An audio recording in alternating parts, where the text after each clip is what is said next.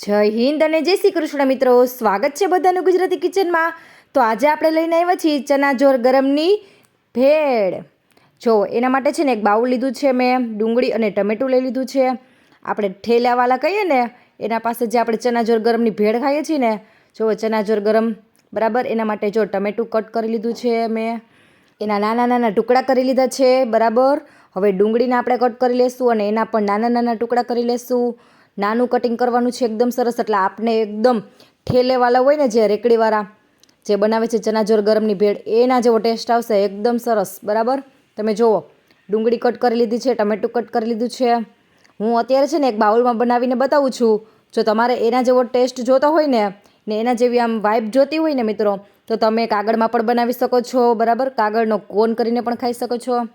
જો હવે ઉપરથી નાખી દીધું છે મરચું બરાબર, એક મરચું મેં નાખી દીધું છે।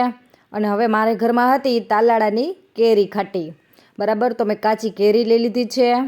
તમે જોવો, કાચી કેરી આપણે આમાં એડ કરી દઈશું। આ ઓપ્શનલ છે, તમારા ઘરમાં હોય તો તમે એડ કરી શકો છો બરાબર। એના પણ નાના નાના ટુકડા કરી લીધા છે। તમે જુઓ કેમ, બાકી આ ભેળ તો બધાને લગભગ ભાવતી જ હશે બરાબર, મને પણ બહુ જ ભાવે છે।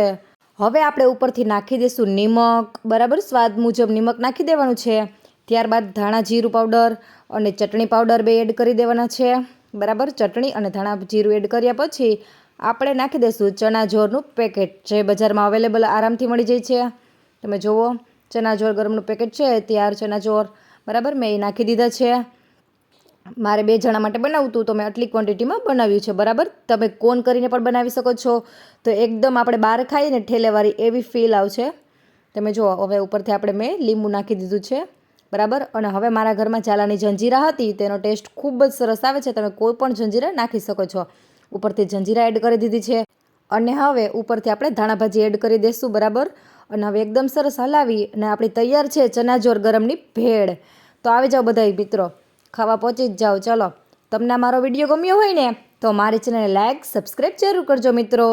થેન્ક યુ, જય શ્રી કૃષ્ણ। જોઈ લો તમે મારી ભેળ નજીકથી બરાબર।